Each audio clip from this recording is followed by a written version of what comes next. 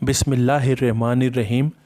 एक दफ़ा एक मुसलमान औरत के सामने एक यहूदी औरत ने हज़रत मूसा अलैहिस्सलाम की सक़ाफ़त का किस्सा बयान किया और इसमें इस हद तक मुबालगा किया कि हज़ूर नबी करीम पर तरजीह दे दी और कहा कि हज़रत मूसा अलैहिस्सलाम की सख़ावत तो इस इंतहा पर पहुँची हुई थी कि अपनी ज़रूरियात के अलावा जो कुछ भी इनके पास होता साहिल को दे देने से दरेक ना फरमाते।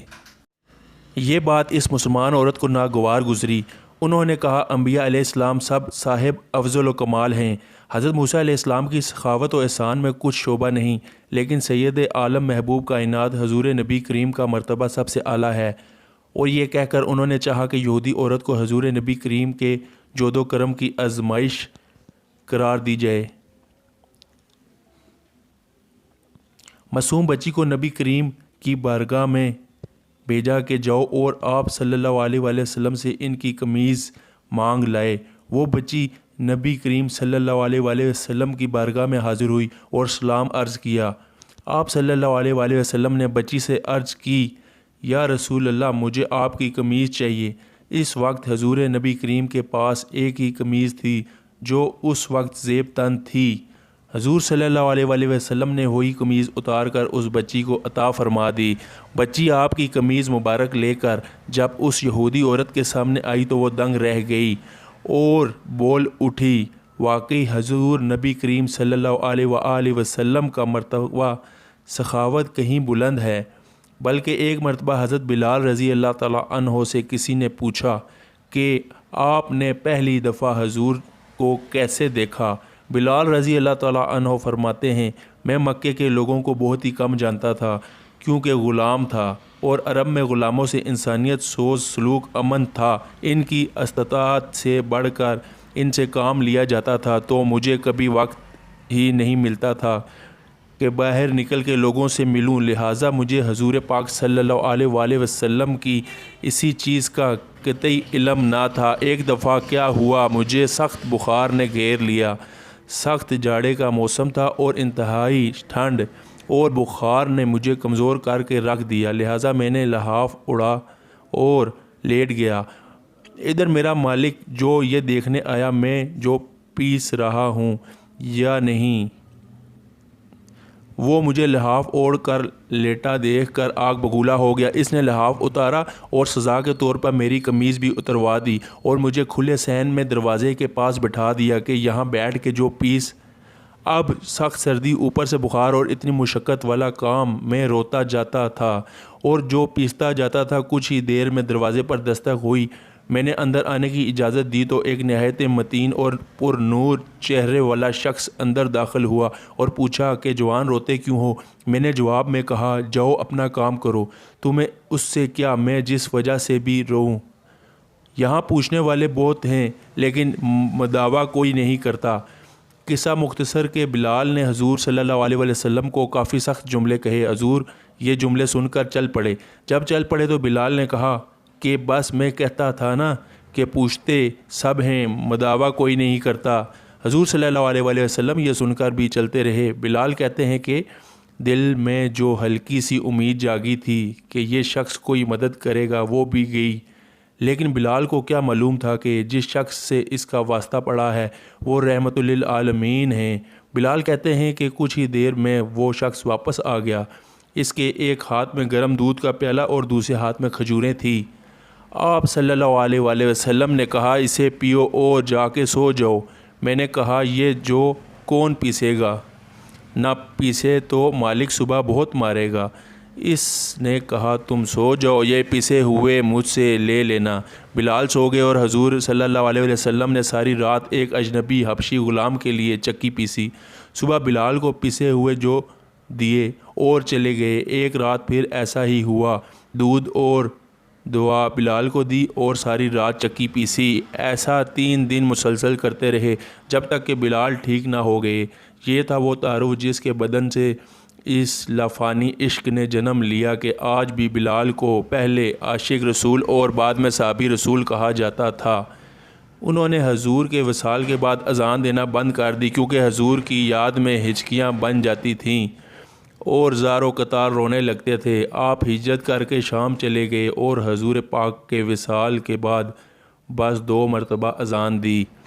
ایک مرتبہ بیت المقدس کی فتح پر حضرت عمر رضی اللہ تعالیٰ عنہ کے کہنے پر، اور دوسری مرتبہ حضرت بلال رضی اللہ تعالیٰ عنہ رات کو سوئے ہوئے تھے تو نبی پاک خواب میں آئے اور فرمایا، بلال اتنی سرد مہری ہے کہ اتنا عرصہ گزر گیا تم ہمارے پاس آتے ہی نہیں۔ جہاں محبت ہوتی ہے وہاں محبت میں شکوے بھی ہوتے ہیں۔ تو حضرت بلال رضی اللہ تعالیٰ عنہ کی فوراً آنکھ کھل گئی۔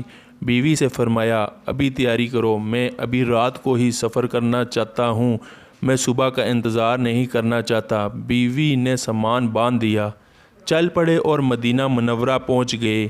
مسجد نبوی میں حاضر ہوئے اور نبی پاک صلی اللہ علیہ وسلم کی خدمت میں انہوں نے سلام پیش کیا تو اتنے میں نماز کا وقت ہو گیا۔ صحابہ کرام حضرت بلال رضی اللہ تعالیٰ عنہ سے اذان دینے کی فرمائش کرنے لگے۔ حضرت بلال نے منع فرما دیا۔ اتنے میں 2 شہزادے آ گئے، حضرت امام حسن اور حضرت حسین رضی اللہ تعالیٰ عنہ۔ اب حسنین کریمین نے بھی فرمائش کر دی تو ان کی فرمائش منع نہیں کر سکے۔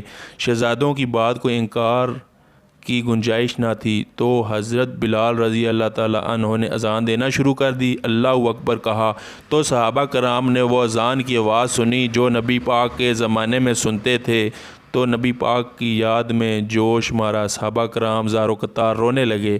حضرت بلال کی بھی ہچکیاں بن گئی۔ عورتوں نے بھی آواز سنی تو اپنے چہرے ڈھانپ کر بچوں کو لے کر مسجد نبوی کے دروازے پر آ کھڑی ہوئیں۔ عجیب منظر ہے، مسجد کے اندر مرد رو رہے ہیں اور اس آواز کو سن کر جو محبوب صلی اللہ علیہ وسلم کے زمانے میں سنا کرتے تھے، اور مسجد کے باہر عورتیں رو رہی تھیں۔ اذان تو ختم ہو گئی مگر معاملہ اور نازک تب بنا جب ایک 3-4 سال کا بچہ اپنی ماں سے کہنے لگا، امی اتنے عرصے بعد بلال رضی اللہ تعالیٰ عنہ واپس تو آ گئے ہیں اور نبی صلی اللہ علیہ وسلم اب واپس آئیں گے۔ صحابہ کرام نبی پاک کو بے تحاشا یاد کرتے تھے۔ ناظرین، جب ہم رسول اللہ کی حیات مبارکہ کا مطالعہ کرتے ہیں تو آپ کی حیات طیبہ میں سخاوت اور مہمان نوازی کے بے شمار واقعات پاتے ہیں۔ آپ کا یہ معمول تھا کہ آپ صلی اللہ علیہ وسلم کے گھر جب کوئی مہمان آتا تو جو بھی بہتر میسر ہوتا مہمان کی خدمت میں پیش فرماتے۔ بعض اوقات کھانے کے دوران اگر کوئی آ جاتا اسے بے تکلفی سے اپنے ساتھ شامل فرما لیتے۔ صحابہ بھی جو بھی انتظامی ڈیوٹیاں تقسیم ہوتیں ان میں سے آپ صلی اللہ علیہ وسلم اپنے ذمہ بھی کچھ نہ کچھ ذمہ داری لیتے۔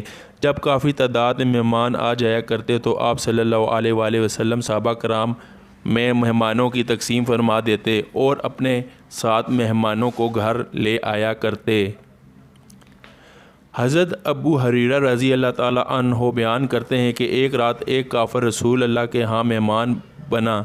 آپ نے اس کے لیے بکری کا دودھ لانے کا حکم فرمایا جو اس نے پی لیا، پھر دوسری اور تیسری، یہاں تک کہ ساری بکریوں کا دودھ پی گیا۔ راوی کہتے ہیں کہ صبح اس نے اسلام قبول کر لیا۔ آپ نے پھر اس کے لیے دودھ لانے کا کہا تو اس نے پی لیا۔ پھر آپ صلی اللہ علیہ وسلم نے دوسری بکری کا دودھ لانے کا کہا تو وہ پورا دودھ ختم نہ کر سکا۔ آپ صلی اللہ علیہ وسلم نے فرمایا، مومن ایک آنت میں کھاتا ہے جبکہ کافر 7 آنتوں کو بھرتا ہے۔ ناظرین کرام، مہمانوں کے کھانے پینے پر مسرت محسوس کیجیے۔ مہمان زحمت نہیں بلکہ رحمت اور خیر و برکت کا ذریعہ ہوتے ہیں، اور اللہ جسے آپ کے ہاں بھیجتا ہے اس کا رزق بھی اتار دیتا ہے۔ روایت کے مطابق حضور اکرم صلی اللہ علیہ وسلم کے پاس جب مہمان آتے تو آپ بذات خود ان کی خاطرداری فرماتے۔ آپ مہمان کو اپنے دسترخوان پر کھانا کھلاتے۔ مہمان نوازی کو ایک فرض قرار دیتے ہوئے آپ نے فرمایا، جو شخص اللہ اور یوم آخرت پر ایمان رکھتا ہے اس کے لیے ضروری ہے کہ وہ مہمان کی عزت اور تکریم کرے، مہمان کا خصوصی احترام کرے، اور مہمانی 3 دن 3 راتیں ہیں۔ مہمان کے لیے یہ بات جائز نہیں کہ وہ اتنا طویل قیام کرے جس سے میزبان مشقت میں پڑ جائے۔ اللہ تعالی ہمیں سخاوت اور مہمان نوازی کے حوالے سے آپ صلی اللہ علیہ وسلم کے اسوہ حسنہ کو اپنانے اور اس پر عمل کی توفیق عطا فرمائے۔ آمین یا رب العالمین۔